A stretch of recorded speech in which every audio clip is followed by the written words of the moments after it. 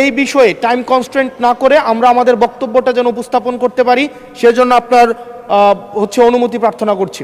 সাধারণত আপত্তি উত্থাপন আগে সংসদগুলোতে 2 মিনিটে দেওয়া হতো, তবে আপনি যেহেতু বলেছেন আপনি আরও 2 মিনিট বলেন, 4 মিনিটের মধ্যে বক্তব্য শেষ করবেন।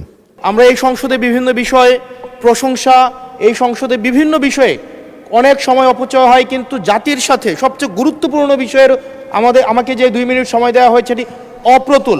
আমি মাননীয় স্পিকারের কাছে আবেদন জানাবো এই বিষয়ে টাইম কনস্ট্রেন্ট না করে আমরা আমাদের বক্তব্যটা যেন উপস্থাপন করতে পারি সেজন্য আপনার অনুমতি প্রার্থনা করছি। আজকে যেই পাটাতনের উপরে দাঁড়িয়ে আছি, এই সংসদটি প্রতিষ্ঠিত হয়েছে, এই সংসদের সংসদ নেতা, বিরোধী দলীয় নেতা, এই সংসদের ট্রেজারি বেঞ্চে যারা উপস্থিত আছেন, প্রত্যেকে এই সংসদে আসার পথে যেই ক্রান্তিকালীন পর্যায় অতিক্রম করে এখানে এসছে, এই পুরো জার্নির পিছনে যে আইনটি জড়িত সেটি নিয়ে আমরা আজকে আপত্তি উত্থাপন করছি এবং সেটির জন্য 2 মিনিট এটা এক ধরনের, মাননীয় স্পিকার, এটা খুবই অপ্রতুল।